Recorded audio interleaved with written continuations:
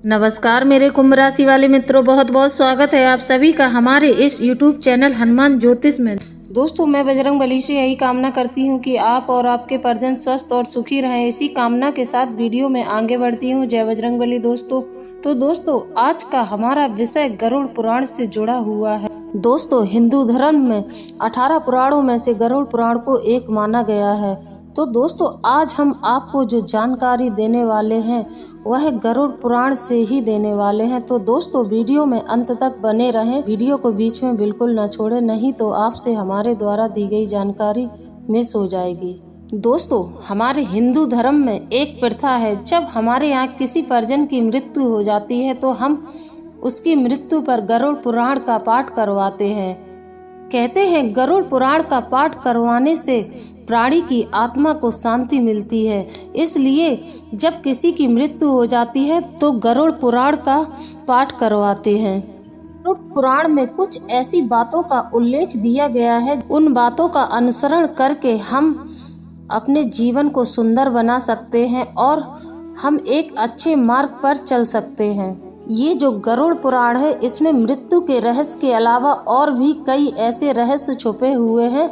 इन रहस्यों को जानकर हम अपने जीवन में बदलाव ला सकते हैं। अब हम बात करते हैं गरुड़ पुराण में बताई गई 7 बातों के बारे में। जी हाँ दोस्तों, जीवन में चतुरता और सतर्कता दोनों ही बहुत जरूरी है। यदि कोई शत्रु आप पर हावी हो रहा है, आपको बार बार नुकसान पहुंचाने का प्रयास कर रहा है, तो आपको उसके साथ बहुत ही चतुराई और सतर्कता से निपटना चाहिए।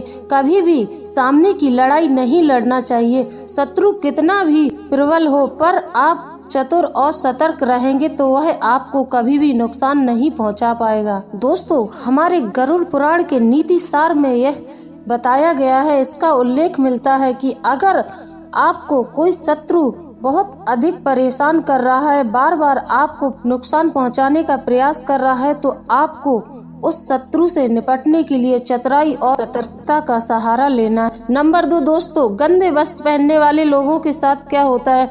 गरुड़ पुराण में लिखा है, जो व्यक्ति गंदे वस्त्र पहनते हैं, वह फटे पुराने गंदे वस्त्र पहनते हैं, उनके घर में दरिद्रता के अलावा और कुछ नहीं आता, वह हमेशा दरिद्र ही रहते हैं। दोस्तों, कुछ लोगों की आदत होती है, उनके पास भगवान का दिया हुआ सब कुछ होता है, तब भी वह गंदे और फटे हुए वस्त्र पहनते हैं। ऐसे लोगों का धन शीघ्र ही नष्ट हो जाता है।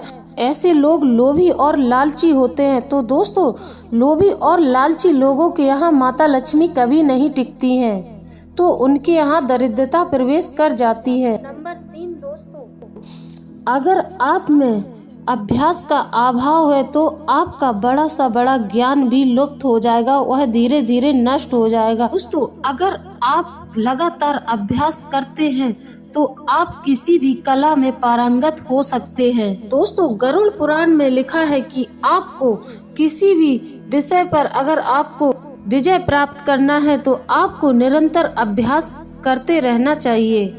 नंबर 4 दोस्तों, एकादशी व्रत। जी हाँ दोस्तों, एकादशी व्रत की महिमा तो लगभग सभी पुराणों में बताई गई है। यह एकादशी व्रत सभी व्रतों में सर्वोत्तम है। जो व्यक्ति एकादशी का व्रत करता है वह कई प्रकार के दोषों से मुक्त हो जाता है, चाहे वह ग्रहों से होने वाली पीड़ा हो या फिर वास्तु दोष हो या फिर काल सर्प दोष हो, पितृदोष हो, सभी दोषों से उसे मुक्ति मिल जाती है। इतनी महिमा पुराणों में एकादशी के व्रत की बताई गई है। और अंत में प्राणी को मोक्ष की प्राप्ति होती है। जो व्यक्ति एकादशी के व्रत को करता है वह सीधे बैकुंठ धाम जाता है। इतनी महिमा एकादशी के व्रत की बताई गई है। नंबर 5 दोस्तों, तुलसी की पूजा। जी हाँ दोस्तों, गरुड़ पुराण में तुलसी पूजा का भी बहुत महत्व बताया गया है, तुलसी पूजा के बारे में भी बताया गया है। तो दोस्तों, जिन घरों में तुलसी का पौधा होता है वहाँ सकारात्मक ऊर्जा का संचार होता है। कहते हैं दोस्तों, विष्णु भगवान की पूजा के बाद तुलसी का पूजन करने से व्यक्ति का दुर्भाग्य खत्म हो जाता है, उसे अच्छे फल की प्राप्ति होती है। दोस्तों, अगर आपका भाग्य साथ नहीं दे रहा है, आपके बनते काम बिगड़ रहे हैं, तो आपको बृहस्पतिवार के दिन जल में दूध मिलाकर तुलसी माता को चढ़ाने से व्यक्ति का भाग्य साथ देने लगता है और अवरुद्ध रास्ते खुलने लगते हैं। तो दोस्तों, तुलसी माता का पूजन और तुलसी की सेवा करना बहुत ही अनिवार्य है। गरुड़ पुराण में इसका वर्णन किया गया है। नंबर 6 दोस्तों, असहाय व्यक्ति को न सताएं। किसी असहाय और कमजोर लाचार व्यक्ति को परेशान बिल्कुल ना करें। यदि आप उसकी कुछ मदद नहीं कर सकते हैं तो उसको परेशान भी बिल्कुल ना करें। बन सके तो असहाय व्यक्ति की मदद ही करनी चाहिए, क्योंकि वह कमजोर और असहाय व्यक्ति पीड़ा को सहन कर रहा है, वह ईश्वरी दंड को भोग रहा है। अगर आप उसमें अपनी भागीदारी लेते हैं तो आपको भी दंड मिलेगा, आप भी दंड के अधिकारी बन जाएंगे। दोस्तों, इस बात का गरुड़ पुराण में वर्णन दिया गया है। कभी भी असहाय और कमजोर को परेशान बिल्कुल ना करें, ऐसे व्यक्ति को बिल्कुल ना सताएं। बन सके तो उसकी मदद ही कर दें। नंबर 7 दोस्तों, धर्म और धर्म स्थलों का मजाक बिल्कुल ना उड़ाएं।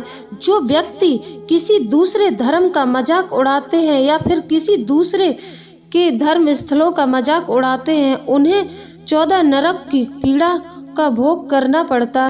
तो दोस्तों, गरुड़ पुराण में इस बात का वर्णन किया गया है। कभी भी किसी के धर्म स्थल या किसी के धर्म या ग्रंथ के बारे में उपहास बिल्कुल ना करें।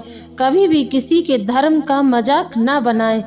ऐसे लोगों को नरक की यातनाएं भोगनी पड़ती हैं। तो दोस्तों, गरुड़ पुराण के अनुसार व्यक्ति को 2 ऐसे काम अवश्य करने चाहिए जिनका वर्णन गरुड़ पुराण में किया गया है। नंबर 1 दोस्तों, अपने पुरखों पूर्वजों को याद करें। उनको समय समय पर भोग प्रसादी आदि अवश्य दें। किसी अवसर पर उन्हें जरूर याद करें और उनके नाम का एक दीपक अवश्य जलाएं। नंबर 2 दोस्तों, अपने कुल के देवी देवताओं का पूजन अवश्य करें। उन्हें हर अवसर पर याद करें। समय समय पर उन्हें भोग प्रसादी आदि देते रहें और अपने कुल देवता के मंदिर अवश्य जाएं। इससे आपके जीवन में सुख समृद्धि बनी रहेगी और आपकी उन्नति और तरक्की होती रहेगी। तो दोस्तों, अगर आपको मेरे द्वारा दी गई जानकारी अच्छी लगी हो तो चैनल को लाइक करें, सब्सक्राइब करें, कमेंट में जय बजरंगबली अवश्य लिख दें। इसी के साथ अब हम वीडियो को समाप्त करते हैं। जय बजरंगबली दोस्तों, मिलते हैं अगले वीडियो में।